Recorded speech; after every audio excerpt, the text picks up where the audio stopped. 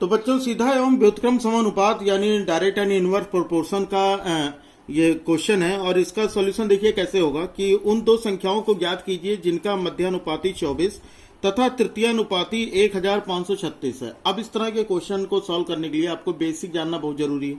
अगर आपने बेसिक वाली क्लास नहीं ली है तो उसका लिंक डिस्क्रिप्शन में है, वहां से जाकर पहले बेसिक वीडियो चेक कर लीजिएगा, उसको देख लीजिएगा तो आपको सारी चीजें इजी लगने लगेंगी। अब इस क्वेश्चन को अगर हम सॉल्व करें तो हम कैसे कर सकते हैं कि मान लेते हैं ना कि कोई दो संख्याएं हैं, ठीक है, माना संख्याएं ए बी है। सॉल्यूशन देखना इसका कि माना संख्याएं ए बी हैं। अब ये संख्याएं हैं और इन्हीं का जो मध्यानुपाती है वो 24 है, ठीक है। माना संख्याएं ए बी हैं और इनका जो मध्यानुपाती है ए और बी का, ठीक है, ए तथा बी का मध्यानुपाती 24 है। ये बात आई समझ में? यानी जब कुछ नहीं दिया गया है तो हम वहां पर ए बी मान लेंगे, ठीक है, मध्यानुपाती 24 है। अब हम क्या करेंगे कि अगर मध्यानुपाती तो मध्यानुपाती निकालने के लिए क्या होता है कि 24 है तो इसका मतलब 24 बीच में होगा। हम ऐसे लिखेंगे ए अनुपाते 24 समानुपाते 24 अनुपाते बी, ठीक है। तो इस तरह से हम इसको लिखेंगे। अब यहां पर क्या करना है, हम ये पहले में ही पढ़ चुके हैं कि इस जो चरम पद होते हैं उनका गुणा बराबर मध्य पदों का गुणनफल है ना। चरम पदों का गुणनफल मतलब इसका और इसका गुणा यानी ए गुणे बी यानी ए बी, और 24 गुणे 24 करोगे तो 24 का गुणे 24 कितना हो जाएगा, यानी इसको ऐसे लिख सकते हैं 24 गुणे 24। तो हमारा क्या हो जाएगा कि A B is equal to कितना हो जाएगा 576, ठीक है। तो इसे समीकरण 1 मान लो। अभी आगे और भी दिया गया है क्वेश्चन, तो यहां पर दिया गया है कि अच्छा इसका तृतीयानुपाती 1536 मतलब ए और बी का ही तृतीयानुपाती है कितना 536। तो ठीक है, ए और बी का तृतीयानुपाती निकाल लो। कैसे निकालोगे? तृतीयानुपाती का मतलब लास्ट में होगा, ठीक है। तो यहां पर हो जाएगा ए अनुपाते बी समानुपाते बी अनुपाते 1536, ठीक है। तो ये इसका समान ये दूसरा वाला टर्म दिया गया। ये तो पहला था जब मध्यानुपाती था और ये है जब तृतीयानुपाती है, ठीक है। तो तृतीयानुपाती जब भी निकालना होगा तो ये भी यहां से समझ लीजिए कि तृतीयानुपाती निकालने के लिए हम उस नंबर को जो भी दिया रहेगा तृतीयानुपाती उसे हम लास्ट में रखेंगे। अब सेम वही चीज कि मध्य पदों का गुणनफल बराबर चरम पदों का गुणनफल, मतलब बी और बी का गुणा करोगे तो हो जाएगा बी स्क्वायर बराबर ये कितना हो जाएगा ए और 1536 का गुणा तो हो जाएगा ए गुणे 1536। बताओ, इतनी बात आई समझ में? अब हम यहां पर करेंगे क्या कि जो हमारा ए का मान निकाल लेते हैं, ठीक है। तो ए बराबर हो जाएगा बी स्क्वायर बटे 1536, ठीक है, 1536 ये हो गया। अब हम कह रहे हैं ये हमारा समीकरण 2 हो गया, ठीक है। तो समीकरण 2 से ए का मान जो है वो समीकरण 1 में रख दो, ठीक, लिख देते हैं कि समीकरण 1 में ए का मान रखने पर अब अगर ए का मान रखोगे तो यहां पर A into B is equal to 576 है। तो हम क्या करेंगे कि ए की जगह पर हम क्या रख देंगे बी स्क्वायर अपॉन, ठीक है, B square upon 1536 into B, ठीक है ना, क्योंकि हमने यहां पर इसका मान रखा है इस वाले में, ठीक है। इज इक्वल टू कितना हो जाएगा 576। अब बी स्क्वायर का बी से मल्टीप्लाई करोगे तो कितना हो जाएगा बच्चों बी क्यूब अपॉन 1536 यानी 1536 बराबर 576, ठीक है। तो ये हो जाएगा सिंपली से इसका सॉल्यूशन। अब हम यहां पर क्या करेंगे कि हमारा जो बी क्यूब है यहां पर अगर करो तो ये B cube is equal to ये कितना हो जाएगा 576 गुणे 1536, 576 गुणे 1536 सॉरी 1536 ये हम गुणा कर लेंगे, है ना। और जब इनको गुणा करोगे तो गुणा करने पर देखो एक चीज ये कि ये वाला जो है, ठीक है, 1536 यहां देखोगे तो ये 96 गुणे 16 हो जाएगा। देखो यहां से बी स्क्वायर बी क्यूब बराबर ये कितना हो जाएगा 96 गुणे 6, यहां देखना 96 गुणे 6 ये हो जाएगा। और 1536 का अगर गुणनखंड करो तो हो जाएगा ये 96 गुणे 16 यानी 16 छक्का 96 ये भी हो गया। तो यानी कि इसको हम क्या लिख सकते हैं, 96 गुणे 96 गुणे 96। हाँ, ये चीज समझ में आई ना। तो यहां से क्या हो जाएगा हमारा, b बराबर कितना हो जाएगा, b बराबर हमारा क्या हो जाएगा, b क्यूब बराबर 96 का क्यूब। अब इस क्यूब से क्यूब काट दो, है ना, जैसे क्यूब रूट निकालते हो, तो उस तरह से इसको भी निकाल दोगे। तो यहां से क्या हो जाएगा हमारा, b बराबर हो जाएगा 96। ठीक है, अब b का मान आ गया। अब b का मान जो है इसे भी समीकरण 1 में ले जाके रख दो। b का मान समीकरण 1 में ले रखने पर तो लिख लेते हैं कि b का मान समीकरण 1 में रखने पर, अगर समीकरण 1 में रखोगे तो समीकरण 1 क्या था हमारा, ए बी बराबर 576, देखो ये वाला है ना, ए बी बराबर 576, तो यही रख लो। कितना, बी का मान 96, तो ए गुणे 96 बराबर 576। तो ए बराबर कितना हो जाएगा, 576 बटे 96। अब 96 छक्का 576 होता है, यानी हो जाएगा 6। ठीक, तो इसका मतलब क्या हो जाएगा कि जो दो संख्याएं थी हमारी, क्वेश्चन में हमसे क्या पूछा गया था, क्वेश्चन एक बार फिर से देख लो। क्वेश्चन में उन दो संख्याओं को ज्ञात कीजिए। दो संख्या हमने क्या मान रखी थी, ए और बी। दो संख्या हमने क्या मान रखी है, ए और बी। तो इस हिसाब से हमारा आंसर कितना हो जाएगा, ए तो हमारा कितना आ गया, 6 आ गया, है ना, और बी कितना आ गया, 96 आ गया। तो इसका मतलब 6 और 96 इसका क्या होगा, करेक्ट आंसर होगा। ठीक है ना। चलो अगला क्वेश्चन भी देख लेते हैं। अगला क्वेश्चन देखो बच्चा, ये दिया गया कि यदि 8 पुस्तकों का मूल्य, है ना, इजी क्वेश्चन है, आसानी से समझ जाओगे। यदि 8 पुस्तकों का मूल्य 680 है तो ऐसे ही 15 पुस्तकों का मूल्य क्या होगा। इसको लगाने के दो मेथड हो सकते हैं। एक तो हो जाएगा यूनिटरी मेथड, है ना, जो एकिक नियम पढ़े हो आप। तो अगर हम यहां से उस मेथड से सॉल्व करें, चलो फर्स्ट मेथड अगर हम देखें तो यहां पर 8 पुस्तकों का मूल्य, मतलब 8 पुस्तक कितने की है, 680 रुपए की, है ना। तो अगर एक पुस्तक का मूल्य निकालो, एक पुस्तक का, तो कितना हो जाएगा, रुपए 680 बटे 15। सही है। तो अगर इसको भाग करोगे, 680 को अगर 15 से भाग करोगे तो ये कितना हो जाएगा, एक पुस्तक का मूल्य कितना हो जाएगा, 8 पुस्तक का मूल्य इतना है, तो एक पुस्तक का, सॉरी 15 नहीं, 15 का तो निकालना है ना। तो यहां से 8 पुस्तक का मूल्य 680, तो एक पुस्तक का मूल्य 680 बटे 8। तो अगर इसको भाग करोगे तो हो जाएगा 8 अठाई 64, 8 पंचे 40, यानी कितने का हो जाएगा, एक पुस्तक हो जाएगी 85 रुपए की। बताओ, इतनी बात आई समझ में। भाई 8 पुस्तक 680 रुपए की है, तो एक पुस्तक कितनी की होगी, 680 बटे 8, तो यानी 85 रुपए की एक बुक हो जाएगी।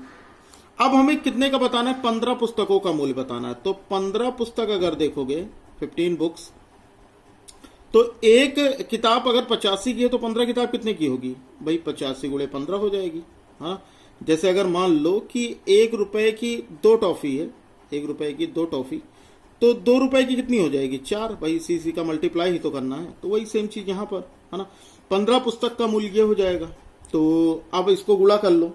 अगर गुणा करोगे 185 गुणे, सॉरी 85 गुणे 15, 15 पचे 75, 7 15 120 और 7 127, यानी 1275 रुपए इसका करेक्ट आंसर होगा।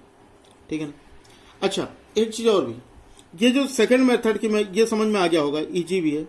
सेकंड मेथड यहां से थोड़ा समझ लो, क्योंकि आगे बहुत ज्यादा काम आने वाला है। तो इसको इस तरह से लगा सकते हैं, एक तरफ लिख लो पुस्तक, हाँ, और एक तरफ लिख लो मूल्य। अब हम करेंगे क्या, 8 पुस्तक कितने की है, 680 रुपए की, तो 15 पुस्तक कितने की हो जाएगी, मान लो x रुपए की। हमेशा यहां पर एरो मेथड से सॉल्व करते हैं। तो अगर हम देखें तो एरो हमेशा ज्यादा की ओर लगाना, ठीक है, ये याद रखना। एरो हमेशा जो भी लगाना वो हमेशा ज्यादा की ओर लगाना, ठीक है, तो थोड़ा सा आसान रहेगा चीजों को समझने के लिए। अब यहां पर यह समझना है कि अगर 8 पुस्तक 680 रुपए की है, तो भाई 15 पुस्तक 680 से ज्यादा का मिलेगा या कम का, खुद से दिमाग लगाओ थोड़ा सा। अगर 8 पुस्तक 680 रुपए की है तो 15 किताबें तो फिर ज्यादा की मिलेंगी ना। जैसे 1 रुपए की 2 टॉफी है, या 2 टॉफी 1 रुपए की है, तो 2 टॉफी कितने की हो जाएगी, 2 रुपए की, है ना। अगर एक टॉफी, सॉरी ऐसे समझ लो कि अगर मान लो 2 टॉफी जो है वो 1 रुपए की है, तो 4 टॉफी अगर निकालना होगा तो ये 2 रुपए की होगी ना, मतलब देखो इससे ज्यादा है कि नहीं है। तो वही चीज यहां पर देखना कि अगर 8 किताबें 680 की हैं तो 15 किताबें कितनी की हो जाएंगी भाई, ज्यादा की होंगी तो एरो जो है वो हमेशा ज्यादा की लगेगा। दोनों एरो एक तरफ है तो कोई दिक्कत नहीं, अगर एक ही तरफ है तो हम ऐसे डायरेक्ट लिखेंगे 8/15 बराबर 680/x। बताओ ये बात आई समझ में।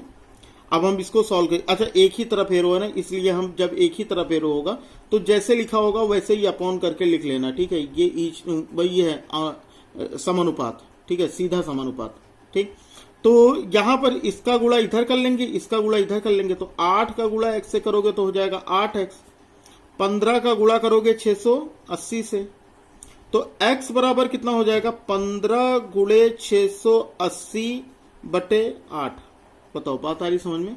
अब इसी को भाग कर लो, है ना, कितना हो जाएगा 8 8 64, 8 पंचे 40। देखो यही सेम चीज आया कि नहीं है, 85 गुणे 15, 85 गुणे 15 आ रहा है ना। तो यहां पर अगर इन दोनों का गुणा करोगे तो कितना हो जाएगा 85 और 15 का 1275 रुपए। बताओ ये समझ में आया, आसान था ना क्वेश्चन। तो ये दोनों मेथड, अच्छा ये मेथड ना बहुत काम आने वाला है, तो बहुत ही कायदे से समझ लेना, क्योंकि क्लास 8 में भी इस तरह के क्वेश्चन आपको कई सारे मिलेंगे, ठीक है। चलो फिर अगला क्वेश्चन देख लेते हैं। अगला क्वेश्चन क्या दिया गया बच्चा कि 15 कुर्सियों का मूल्य 1530 रुपए है, तो ऐसी कितनी कुर्सियां 4590 में खरीदी जा सकती हैं, ठीक है ना। सेम वही क्वेश्चन है, एक एक नियम का ही हम यहां पर पहले यूज सीखते हैं। तो अगर इसको फर्स्ट मेथड से सॉल्व करोगे तो 1530 रुपए की कितनी कुर्सियां हैं, 15 कुर्सियां हैं, ठीक है। 1530 रुपए की 15 कुर्सियां हैं। अब ये पूछ रहा है 4590 में कितनी कुर्सियां खरीदोगे, तो पहले तो 1 रुपए में पता करो कितनी कुर्सियां हो जाएंगी। 1 रुपए में तो हो जाएगा 15, जब 1 का निकालते हैं तो भाग करते हैं ना, तो 15/1530 कुर्सियां। बताओ ये समझ में आया।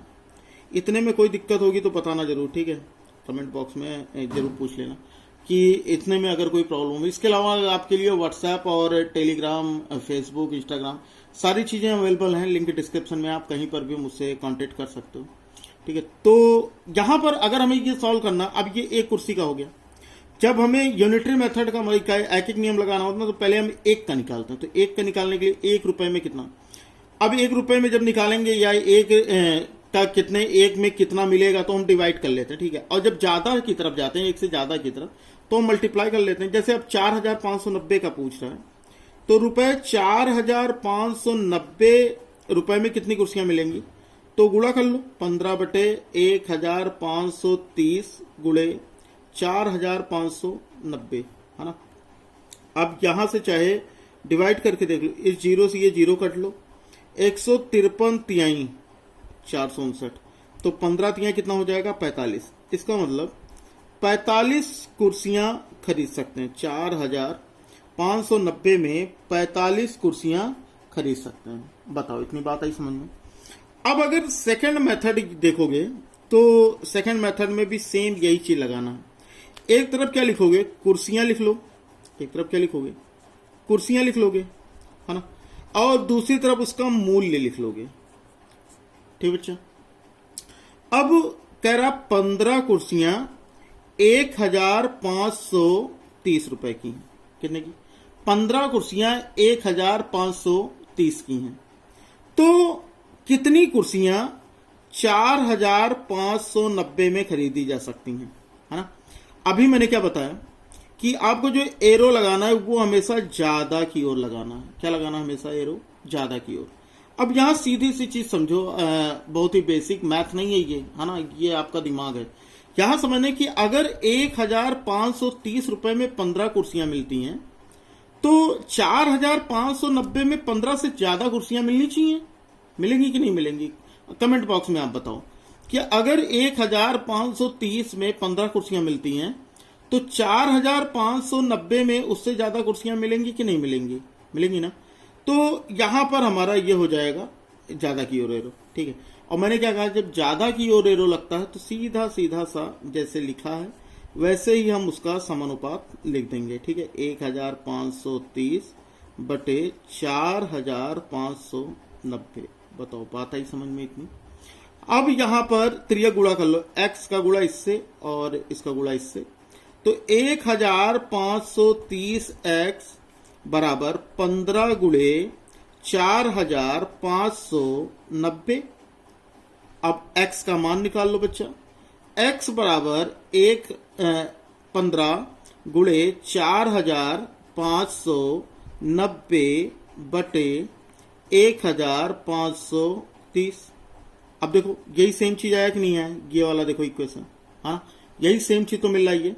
सेम वही तरह से करना है, 0 से 0 काट लो, 153 तिहाई काट लो, और x बराबर 15 तिहाई 45 इसका आंसर हो जाएगा।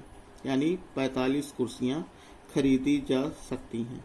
ठीक है, एक चीज और समझो, ये तो इसका आंसर हो गया, ये समझ में आ गया होगा। एक चीज और समझो, 15 कुर्सियां इतने की है ना, 15, अगर हम क्वेश्चन देखें तो 15 कुर्सियां 1530 और कितनी कुर्सियां 4590। तो एक चीज हम ये देखें ना कि 15 तिया 45, 30 तिया 90, तो इसका मतलब ये एक 1530 तिया ये कट रहा है ना, तो इसका मतलब 3 गुना कुर्सी भी आएगी। पहले 15 कुर्सी आती थी, अब 45 कुर्सी आएगी। बताओ समझ में आया कि नहीं आया? बिल्कुल पेपर पेन की जरूरत नहीं है, सीधा सा ये तो मैंने तरीका बता दिया आपको। लेकिन अगर आप इस तरह का क्वेश्चन देखोगे तो आपको पेपर पेन का यूज नहीं करना, यहां से देखोगे आप कि इन दोनों में क्या रिलेशन है, ये देखोगे रुपए रुपए का क्या रिलेशन है और वस्तु का क्या रिलेशन है। ठीक है, कितना अनुपात बन रहा है। तो यहां पर मैंने ये देखा कि 1530 और 4590, तो मुझे ये दिखाई दिया 15 तिया 45, 30 तिहाई 90, मतलब कहने का मतलब 1530 तिहाई 4590 है ना, तो 1530 तिहाई 4590 होता है। यानी ये 3 गुना है, ये इसका 3 गुना है, तो इसका मतलब कुर्सियां भी 3 गुना ही आएंगी, तो 15 तिया 45 कुर्सियां आ जाएंगी।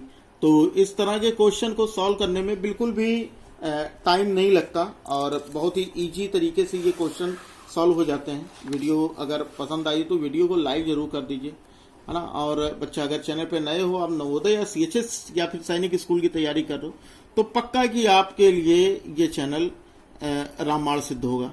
ठीक है ना, सारी चीजें आपको बिल्कुल बेसिक से पढ़ाई जा रही हैं। यहां पर देखो अगला क्वेश्चन ये कह रहा है कि 5 आदमी किसी काम को 10 दिन में कर सकते हैं, तो 5 दिन में काम समाप्त करने के लिए कितने आदमियों की आवश्यकता होगी, है ना। अब इस क्वेश्चन को करने का तरीका देखो क्या है। पहला तो मेथड ये वाला लगा लो, फर्स्ट मेथड।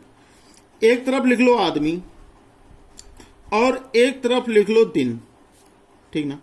एक तरफ लिख लिया आदमी, एक तरफ लिख लिया दिन। 5 आदमी किसी काम को 10 दिन में करते हैं, है ना, तो 5 आदमी उस काम को कितने दिन में करेंगे? तो भाई 10 दिन में करेंगे। ये तो सीधा सा क्वेश्चन है, जहां पर क्वेश्चन में कुछ गलती है ना, तो ये कहने का मतलब 5 दिन में। अच्छा, क्वेश्चन में गलत पढ़ रहा था ना। 5 आदमी किसी काम को 10 दिन में करते हैं, चलो ठीक है, तो 5 दिन में उस काम को खत्म करने के लिए कितने आदमियों की जरूरत होगी? मान लो कि x आदमियों की जरूरत होगी, है ना। अब यहां पर मैंने क्या बताया कि एरो हमेशा ज्यादा की ओर लगाना, ठीक ना बाबू, एरो हमेशा ज्यादा की ओर ही लगाना। अब 10 आदमी 10 दिन में, मतलब 10 दिन में कोई काम 5 आदमी खत्म करते हैं, तो अगर 5 दिन में काम खत्म करना है तो भाई मजदूरों की संख्या तो बढ़ानी पड़ेगी ना।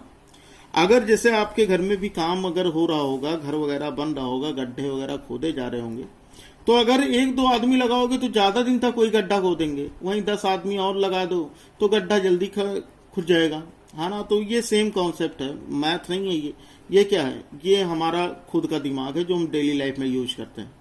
तो अगर कोई काम है 10 दिन में, 5 आदमी 10 दिन में खत्म करते हैं, अगर वही काम हमको 5 दिन में खत्म करना हो, तो हमें इसका मतलब आदमियों की संख्या क्या करनी पड़ेगी? ज्यादा करनी पड़ेगी, मतलब इससे 5 से ज्यादा आदमी लगाने पड़ेंगे, समझ में। तो ये एरो जब उल्टा हो जाए तो यहां पर क्या करना कि एक को तो सीधा लिखना और दूसरे को उल्टा लिख देना। बात आई समझ में? इतने बताओ, ये बात अगर समझ में आई कि नहीं आई? एक को उल्टा लिखना, जैसे 5/x, ये एरो नीचे गया तो 5/x लिख दिया, ये ऊपर की तरफ गया तो हमने 5 को ऊपर और 10 को नीचे लिख दिया, ठीक है। 5 × 5, 5 दूनी 10, यानी 5/x बराबर कितना हो जाएगा? 1/2। अब यहां से इसका गुणा इससे और इसका गुणा इससे, तो x का 1 से गुणा करोगे x, 5 का 2 से गुणा करोगे 10। तो इसका मतलब यहां पर कितने आदमी और लगेंगे, 10 आदमी अगर लगा दिए तो ये काम कितने दिन में, 5 दिन में पूरा हो जाएगा, है ना। अब जो मैं दूसरे मेथड की बात करने वाला हूं, और दूसरे मेथड में एक बहुत सीधा सा फॉर्मूला है, M1 D1 H1 upon W1 is equal to M2 D2 H2 upon W2, है ना। ये बहुत बेसिक सा फार्मूला है और यहां पर आपको ये सब रखने की जरूरत नहीं पड़ेगी, देखना खुद ही सॉल्व हो जाएगा। पहले क्या कर रहा है, 5 आदमी मतलब M1, ठीक है, 5, 10 दिन मतलब D1, ठीक। उसके बाद 5 दिन मतलब D2, फिर M2 कितने आदमी हमें ये बताना है, पता ही समझ में। तो जो चीजें दी होंगी बस उन्हीं का यूज करना इस फॉर्मूले से, जो नहीं दिया जैसे H नहीं दिया, W नहीं दिया तो कोई मतलब नहीं, ठीक है। तो जो दिया होगा केवल उसका यूज करना। तो M1 5, D1 10, ठीक, M2 हमें निकालना है और ये कितना D2 5, समझ में आया। तो यहां से M2 बराबर कितना हो जाएगा, 5 गुणे 10 बटे 5, ठीक है ना। तो यहां पर 5 के 5, 5 दूनी 10, भाई देखो 5 इधर गुणा है तो इधर आएगा तो भाग ही होगा ना। तो 5 के 5, 5 दूनी 10। अब M2 बराबर कितना हो गया, 5 दूना 10, बताओ। तो 10 आदमी और लगाएंगे तो इसका काम जो है वो 5 दिन में पूरा हो जाएगा। बताओ, ये बात आई समझ में, दोनों मेथड आपको समझ में आ गए। अगर पेपर में आता है क्लास 8 के पेपर में तो आप ये मेथड लगाओगे। कंपटीशन में अगर आपके नवोदय स्कूल, सैनिक school, central Hindu school, excellence school, किसी भी एंट्रेंस में स्कॉलरशिप एग्जाम अगर आता है तो आप इस मेथड का यूज करोगे। यहां पर हो सकता है गलत होने की पॉसिबिलिटीज हो जाए, लेकिन यहां पर कोई भी क्वेश्चन आपका गलत नहीं होगा, ठीक है। समझ में आ रही है बात। चल आगे देखते हैं। अगला दिया गया कि 8 घंटे प्रतिदिन काम करके 6 आदमी एक कार्य को 5 दिन में पूरा करते हैं। कौन सा मेथड बताएं, M1 D1 वाला मेथड सही रहेगा ना। चलो वही मेथड समझ लेते हैं। 8 घंटे, है ना, यानी H1, देखो H1 बराबर 8, ठीक है। 6 आदमी M1 बराबर 6, एक कार्य को 5 दिनों में, यानी एक कार्य मतलब W1 बराबर 1, ठीक है। 5 दिन यानी D1 बराबर 5, कितना समझ में आना। फिर 3 घंटे यानी H2, ठीक है, काम करके 10 आदमी मतलब M2 बराबर 10, उसी कार्य को कितने दिन में, मतलब वही काम है, W1 बराबर 1 ही है, और कितने दिन में मतलब D2 हमें बताना है। M1 D1 H1 upon W1 is equal to M2 D2 H2 upon W2, यही तो देखा ना। अब यहां पर हम सबकी वैल्यू रख देते हैं, ठीक है। M1 कितना है 6, D1 कितना है 5, H1 कितना है 8 और W1 कितना है 1, समझ में आया। M2 कितना है 10, D2 कितना है निकालना है हमें, और H2 कितना है 3, पता बाबू, समझ में आया। और W1 कितना है 1, तो फिलहाल 1 से तो हमारा कोई लेना देना है ही नहीं, तो डिनोमिनेटर का कोई मतलब है नहीं, ठीक है। तो अब हम यहां से D2 निकाल लेते हैं। तो D2 बराबर कितना, इधर गुणा है इधर आएगा तो क्या हो जाएगा भाग। तो 6 गुणे 5 गुणे 8 बटे 10 गुणे 3, 10 गुणे 3, बताओ समझ में आया। ये समझ में आना। इधर देखो D का 10 और 3 क्या है, गुणा ही तो है, तो इधर आएगा तो भाग हो जाएगा, है ना। तो यहां पर करोगे तो ये हो जाएगा 3 इक्के 3, 3 दूनी 6, 2 इक्के 2, 2 पंचे 10, 5 इक्के 5, है ना, बचा कितना 8।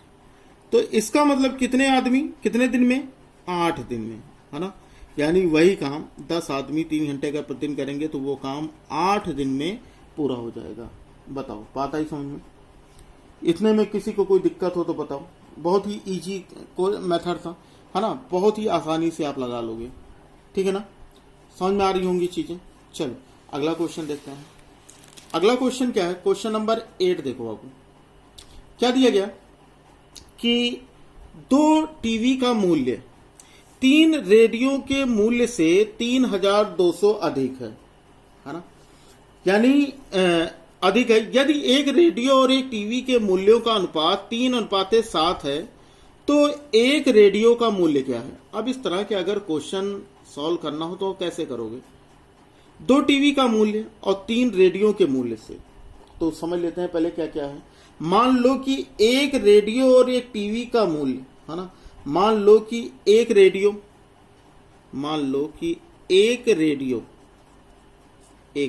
का मूल्य कितना है, ठीक है, कितना है, एक रेडियो का मूल्य अनुपात 3 ना, तो यहां 3x कर लो। और एक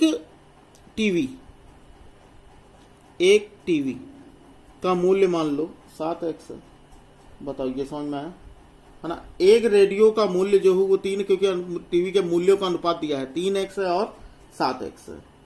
अब ये करा 3 टीवी का मूल्य जो है 3 रेडियो के मूल्य से, तो यहां पर अगर हम 3 रेडियो का मूल्य निकालें तो 3 रेडियो का मूल्य कितना हो जाएगा, 3 गुणे 3x, यानी 3 त्रिका कितना हो जाएगा 9x, है ना, सही है। और कितना 2 टीवी, तो यहां पर 2 टीवी का भी निकाल लो, तो 2 गुणे 7x हो जाएगा, यानी हो जाएगा ये 14x। बताओ इतनी बात आई समझ में। यहां पर नहीं समझ में हो तो फिर से एक बार समझ लेना। क्या कह रहा है कि 2 टीवी का मूल्य 3 रेडियो के मूल्य से 3200 अधिक है ना, यानी टीवी का मूल्य जो है 2 टीवी का मूल्य और 3 रेडियो के मूल्य का अंतर है ये, ठीक है।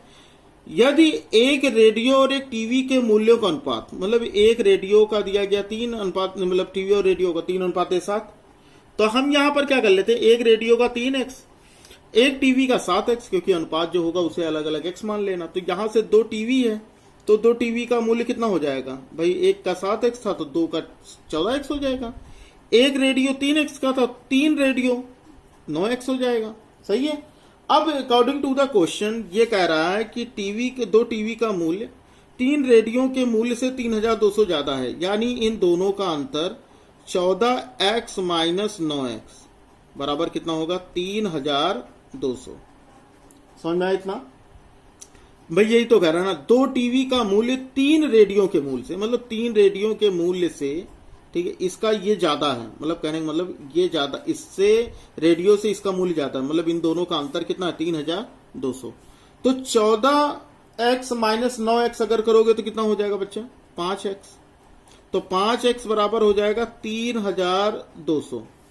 तो x का मान निकाल लो, x बराबर 3200 बटे 5, भाग करके देखो कितना होगा, 5 6 30, 5 चौक 20 और ये हो गया 0, यानी 640। कितना 600, x का मान कितना आ गया 640। तो यहां पर क्या पूछा है, एक रेडियो का मूल्य, तो एक रेडियो का मूल्य तो 3x है ना, एक रेडियो का मूल्य, एक रेडियो कितने का हो जाएगा, एक रेडियो का मूल्य 3x है, देखो हमने मान रखा था ना 3x, तो कितना हो जाएगा 3 गुणे 640, है ना, और गुणा कर लो कितना हो गया 0, 3 चौक 12 के 2 हासिल आए 1, 3 छक 18, 1 19, मतलब कितने का 3 रेडियो का, एक रेडियो का मूल्य कितना 3x, तो इसका मतलब एक रेडियो का मूल्य कितना हो जाएगा 1920 रुपए, और ये हो जाएगा इसका आंसर। तो समझ में आ गई होंगी चीजें, है ना। और अगर अभी तक वीडियो लाइक नहीं किया बच्चा, वीडियो लाइक कर दो, और अगर चैनल पे नए हो तो सब्सक्राइब कर बेल आइकन को जरूर प्रेस कर लो। तब तक पढ़ते रहो। मिलते हैं फिर अगली क्लास में अगली एक्सरसाइज के साथ, कुछ बेहतरीन क्वेश्चन के साथ। तब तक जय हिंद, वंदे मातरम।